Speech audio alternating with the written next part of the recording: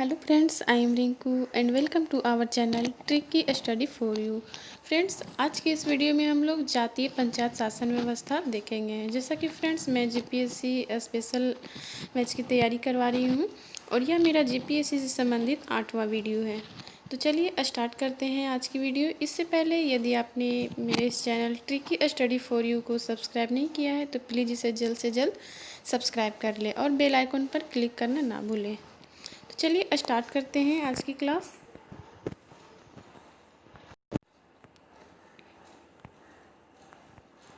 जातीय पंचायत शासन व्यवस्था के अंतर्गत सबसे पहले हम लोग बैगा जनजाति की शासन व्यवस्था को देखेंगे। ठीक है, बैगा जनजाति की शासन व्यवस्था। बैगा जनजाति जो है वो झारखंड की अल्पसंख्यक जनजाति है और प्रजाति दृष्टि से इसे प्रोटो ऑस्ट्रेलाइड समूह में रखा गया है और इसका निवास है मुख्य रूप से पलामू, गढ़वा, रांची, लातेहार तथा हजारीबाग के क्षेत्र पर यह मुख्य रूप से निवास करती है। ठीक है, इस जनजाति में परंपरागत जातीय पंचायत गांव स्तर पर होती है जिसका मुखिया या प्रमुख कहें तो वह है मुकद्दम। ठीक है, मुकद्दम का जो पद होता है वह वंशानुगत होता है। ठीक है, मुकद्दम मुकद्दम को मुखिया के नाम से भी जाना जाता है और इसके जो सहायक होते हैं वो सयाना कहलाते हैं, सयाना एवं सीखे। ठीक है, ये दोनों पद ग्रामीणों द्वारा निर्वाचित सदस्य होते हैं, यानी कि ये जो दोनों पद होते हैं वो गांव के जो सदस्य होते हैं उन्हीं के द्वारा चुने जाते हैं। इनके पंचायत के फैसले को गांव के लोगों तक पहुंचाने का जो कार्य करता है वो संदेशवाहक करता है, जिसको चारीदार कहा जाता है। ठीक है, चारीदार क्या करता है? गांव तक पंचायत के फैसले को पहुंचाता है। नेक्स्ट, ग्राम पंचायत का कार्य। ग्राम पंचायत का कार्य है आपसी झगड़े, उत्तराधिकार संबंधी विवाद, यौन अपराध, विवाह तथा तलाक संबंधी निर्णय, डायन ओझा जैसी प्रथाएं तथा चोरी जैसे मामले, इन सभी मामलों का जो निपटारा करता है वो ग्राम पंचायत करता है। ठीक है, दोषी व्यक्ति को आर्थिक जुर्माना तथा शारीरिक दंड का प्रावधान है, यानी कि जो व्यक्ति दोषी होते हैं, जो दोषी करार होते हैं, उनको आर्थिक के साथ साथ शारीरिक दंड भी दिया जाता है। नेक्स्ट, वर्तमान में सरकारी पंचायत की स्थापना के पश्चात गोंड जनजाति की जो शासन व्यवस्था है, उनकी जो लोकप्रियता है, उनका जो अधिकार क्षेत्र है उसमें ह्रास हुआ है। ठीक है, नेक्स्ट देखते हैं खरवार जनजाति की शासन व्यवस्था। खरवार जनजाति में जातीय पंचायत की व्यवस्था पाई जाती है और इसका प्रमुख मुखिया होता है। ठीक है, गांव के विवाद जैसे कि समगोत्रीय विवाह, विवाह पूर्ण यौन संबंध, डायन, तलाक, संपत्ति का बंटवारा आदि, ये सभी का जो निर्णय होता है वो इन्हीं जातीय पंचायत द्वारा ही सुलझाए जाते हैं। ठीक है, दो या दो से अधिक गांवों के विवाद का निपटारा अंतरग्रामीय पंचायत द्वारा किया जाता है। अंतरग्रामीय पंचायत को चट्टी पट्टी, पचोरा या सतोरा कहा जाता है। ठीक है, तो देखते हैं हम लोग चट्टी, पचोरा, सतोरा किसे कहते हैं। सबसे पहले चट्टी, तो 4 गांव की पंचायत को चट्टी कहा जाता है। पचोरा, 5 गांव की पंचायत को पचोरा कहा जाता है तथा 7 गांव की पंचायत को सतोरा कहा जाता है। ठीक है, ये सभी अंतर्ग्रामीण पंचायतें होती है। नेक्स्ट, वर्तमान में सरकारी पंचायत आने के फलस्वरूप इनकी भी पंचायतें जो है वो शिथिल पड़ गई है। नेक्स्ट है कोल जनजाति की शासन व्यवस्था। कोल जनजाति में परंपरागत पंचायत व्यवस्थाएं प्रचलित हैं और इसका मुखिया मांझी होता है। ठीक है, कोल जनजाति की जो पंचायत का जो मुखिया होता है वो कौन होता है? तो मांझी होता है। थोड़ा सा कोल जनजाति का देख लेते हैं। यह झारखंड की 32वीं जनजाति है और इसको 32वीं जनजाति के रूप में मान्यता 2003 में मिली है। ठीक है, प्रजाति दृष्टि से इसे प्रोटो ऑस्ट्रेलाइड समूह में रखा है एंड भाषा इसकी जो है वो संथाली से मिलती जुलती है। ठीक है, इनका निवास स्थल जो है वो दुमका, देवघर और गिरिडीह है। कोल जनजाति में बी रक्त समूह की अधिकता पाई जाती है। सरना धर्म के अनुयायी होते हैं ये और इनके जो प्रमुख देवता है वह है सिंह बोगा। ठीक है, नेक्स्ट, कोलों में राजनीतिक चेतना का पूर्णतः अभाव पाया जाता है। सभी जातीय, सामाजिक तथा आपसी विवाद का निपटारा इनके पंचायत द्वारा ही होता है। पंचायत का फैसला सभी के लिए मान्य होता है। ठीक है, नेक्स्ट हम लोग कंवर जनजाति की शासन व्यवस्था को देखते हैं। इस जनजाति में जाति पंचायत की व्यवस्था पाई जाती है, जिसका मुखिया सयाना कहलाता है। ओके, कंवर जनजाति की शासन पंचायत व्यवस्था में जाति पंचायत की व्यवस्था देखी जाती है और इसका मुखिया क्या कहलाता है, तो सयाना। इसका मुखिया आप लोग याद रखिएगा, जितनी भी जाति शासन व्यवस्था है उसके मुखिया से अक्सर प्रश्न पूछा ही जाता है। ठीक है, इनका अपना ग्राम पंचायत भी होता है, जिसका मुखिया पटेल या प्रधान कहलाता है। ठीक है, इनका अपना ग्राम पंचायत भी होता है, जिसका मुखिया क्या कहलाता है, तो पटेल या प्रधान कहलाता है। नेक्स्ट, कई गांवों को मिलाकर अंचल स्तरीय पंचायत का गठन किया जाता है, जो अंतर्ग्रामीय विवादों का निपटारा करती है। ठीक है, कई अंचलों को मिलाकर एक केंद्रीय पंचायत का गठन किया जाता है, जो क्या करता है, संपूर्ण पंचायत के फैसले के विरुद्ध कार्य करता है। नेक्स्ट देखते हैं गोड़ाई जनजाति की शासन व्यवस्था। इस जनजाति में कोई संगठित पंचायत नहीं है जो नियमित व सुचारू रूप से कार्य करे। ठीक है, इस जनजाति में विभिन्न मामलों का निपटारा जातीय पंचायत के माध्यम से ही किया जाता है। पिता की संपत्ति पुत्रों में बराबर बांट दी जाती है। संपत्ति में पुत्री का अधिकार नहीं होता है। ठीक है, तलाक एवं विधवा के मामले तथा छोटी मोटी विवादों का निर्णय जाति पंचायत के द्वारा ही होता है। नेक्स्ट हम लोग गोरा जनजाति की पंचायत व्यवस्था या शासन व्यवस्था जो क्या है उसको देखते हैं।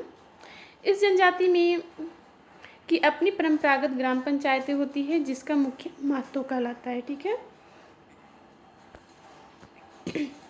और महतो का सहायक प्रमाणिक तथा जोंग मांझी कहलाता है। ठीक है, ये जो महतो है उसका सहायक क्या कहलाता है, तो प्रमाणिक या जोंग मांझी।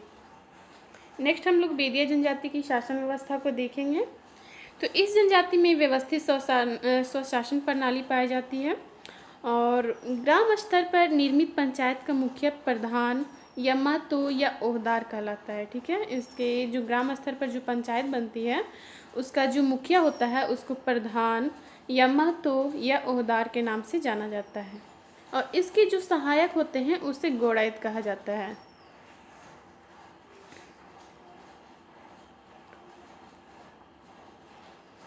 कई गांवों को मिलाकर अंतर्ग्रामीण पंचायत का गठन होता है, जिसका मुखिया सरकार कहलाता है। ठीक है, संपूर्ण समाज के स्तर पर अवस्थित पंचायत के प्रमुख को प्रगनायत कहते हैं, यानी कि प्रगनायत क्या हो, सबसे उच्च स्तर पर हो गया। ठीक है, इसके सभी पद जो है वो अनुवांशिक यानी कि वंशानुगत होते हैं। नेक्स्ट हम लोग चीक बड़ाई जनजाति की शासन व्यवस्था को देखेंगे। तो चीक बड़ाई जनजाति जो है वो बुनकर जनजाति है। अक्सर ऑब्जेक्टिव में विभिन्न प्रतियोगी परीक्षाओं में भी पूछ दिया जाता है कि इनमें से कौन बुनकर जनजाति से संबंधित है, तो क्या कौन है, तो चीक बड़ाइक। इन्हें हाथों से बने कपड़ों का जनक भी कहा जाता है। इनका जो निवास स्थल है वह है रांची, खूंटी, गुमला, सिमडेगा तथा लोहरदगा।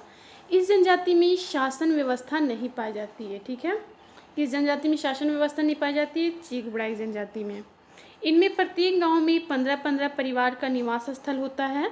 ये मिले जुले गांव अपने पंचायत से ही समस्याओं का निपटारा करते हैं। कई गांव मिलाकर अंतर्ग्रामीण पंचायत का गठन होता है, जिसका प्रमुख राजा कहलाता है, मोस्ट इम्पोर्टेंट। ठीक है, और ये जो राजा का जो गठन होता है ये राजा का सहायक दीवान कहलाता है। ठीक है, दीवान या पानरे, इनके भी जितने भी पद होते हैं वो वंशानुगत होते हैं। वर्तमान समय में अखिल भारतीय चीक बड़ाई कल्याण समिति का गठन हुआ है, जो चीक बड़ाई के विकास में योगदान कर रहा है। नेक्स्ट हम लोग चेरो जनजाति की शासन व्यवस्था को देखेंगे। इस जनजाति में स्वशासन की व्यवस्था विद्यमान है। इसकी अपनी पंचायतें होती हैं जो कि गांव, अंचल और मंडल स्तर पर कार्य करती है। गांव और अंचल स्तर की पंचायत का प्रधान मुखिया होता है तथा जिला स्तर की जो पंचायत का जो प्रधान होता है वह सभापति होता है।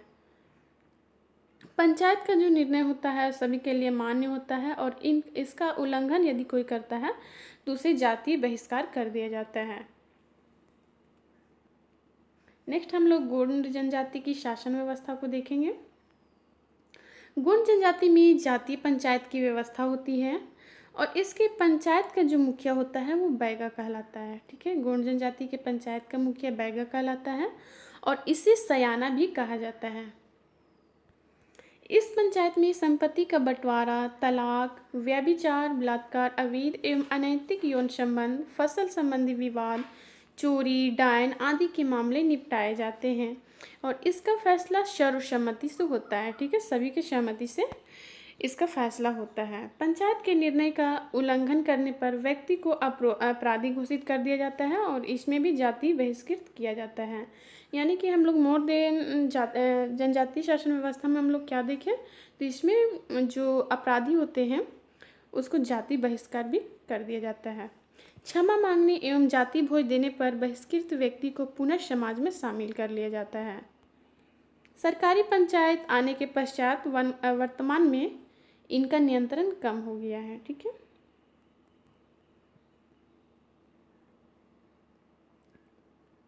नेक्स्ट हम लोग बिझिया जनजाति के बारे में देखते हैं। इस जनजाति की अपनी जातीय पंचायत होती है जिसके दो प्रधान होते हैं, मादी और गादी। ठीक है, मादी और गादी। जातीय मामलों को निपटारा जातीय पंचायत द्वारा ही किया जाता है।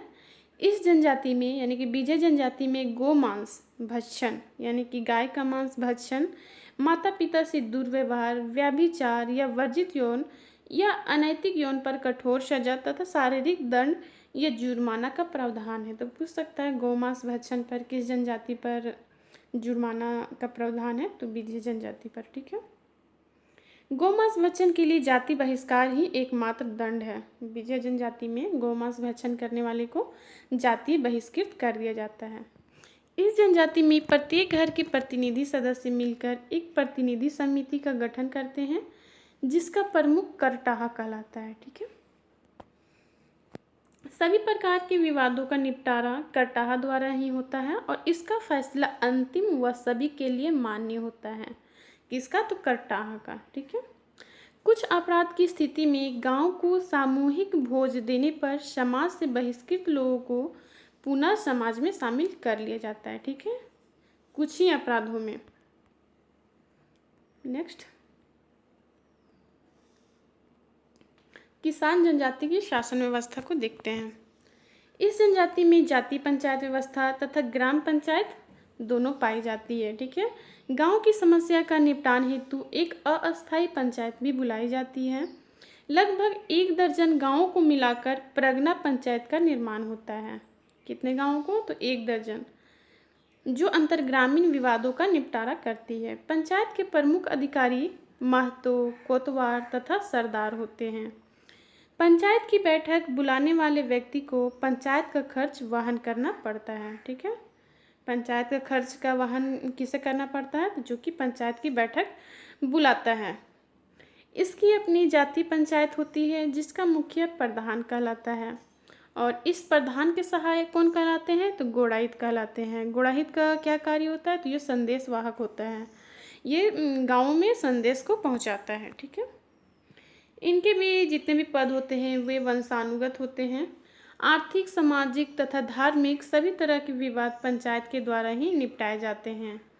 इसमें राजनीतिक चेतना का अभाव पाया जाता है। ठीक है, सरकारी पंचायतें के आने के पश्चात वर्तमान में इनकी भी परंपरागत पंचायतें जो है वो कमजोर हो गई हैं। नेक्स्ट, बथुड़ी जनजाति की शासन व्यवस्था को देखते हैं। तो इस जनजाति में परंपरागत पंचायत व्यवस्था पाई जाती है जो जातीय संगठन ही है। ठीक है, और इसका मुख्य देहरी या दोहर कहलाता है। बथुड़ी का जो जातीय पंचायत व्यवस्था है उसका मुखिया क्या कहलाता है, तो देहरी या दोहर, जो पुरोहित का काम भी करता है। पुरोहित यानी कि पंडित का काम करता है और इसका भी जो पद है वो वंशानुगत होता है। इस जनजाति का अपना पारंपरिक कानून है जिसमें पिता की मृत्यु के पश्चात ही संपत्ति का बंटवारा होता है। ठीक है, यानी कि जब पिता की जब डेथ हो जाती है तो उसी समय उसके बाद ही संपत्ति का बंटवारा होता है और सौतेला बेटा को हक नहीं होता है। ठीक है, सौतेला बेटा को इसमें संपत्ति का हक नहीं होता है। इनके विवादों का निपटारा पंचायत द्वारा होता है एंड अंतर्ग्रामीण पंचायत का मुखिया प्रधान कहलाता है। ये जो अंतर्ग्रामीण पंचायत का जो गठन होता है उसका मुखिया क्या कहलाता है? तो प्रधान कहलाता है। गोत्र में यौन संबंध या समगोत्रीय विवाह को गंभीर अपराध माना जाता है। नेक्स्ट हम लोग देखते हैं लोहरा या लोहार जनजाति की शासन व्यवस्था। इनकी कोई संगठित शासन व्यवस्था नहीं है, किंतु अपनी जातिगत समस्याओं को सुलझाने हेतु इनकी जाति पंचायत होती है। ठीक है, कोई संगठित शासन व्यवस्था नहीं है, लेकिन अपनी जाति में जो छोटे मोटे जो समस्याएं हो जाती हैं उसको सुलझाने के लिए एक जाति पंचायत होती है। गांव के बीच विवादों का निपटारा किसी खास समय पर निर्मित अंतरग्रामीण परिषद द्वारा ही किया जाता है।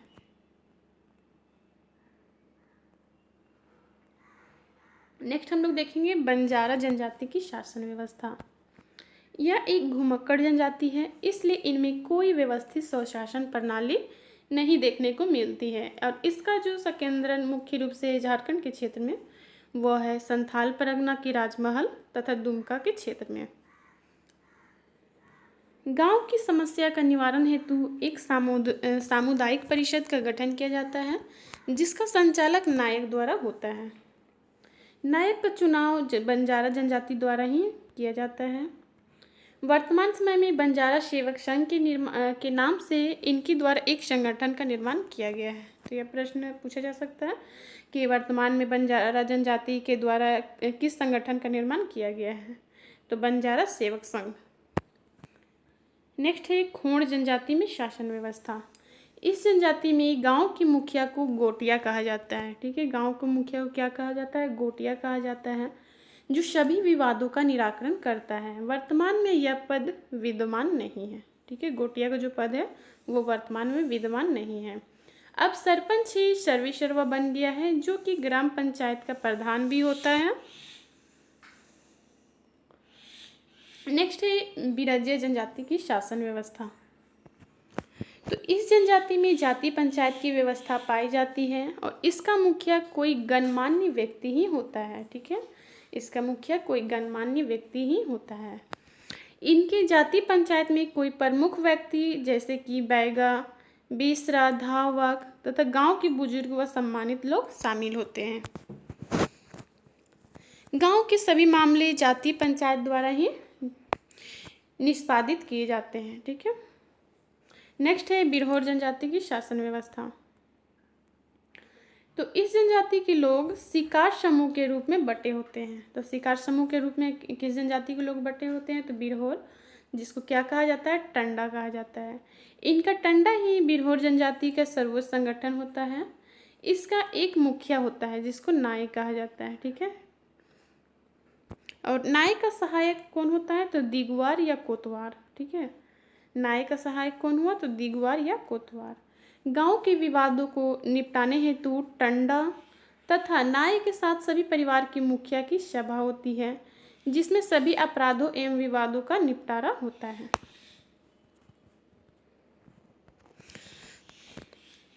ठीक है फ्रेंड्स, आज की वीडियो में इतना ही। मिलते हैं नेक्स्ट वीडियो में। नेक्स्ट वीडियो में हम लोग जाति पंचायत शासन व्यवस्था को कंप्लीट करेंगे। धन्यवाद।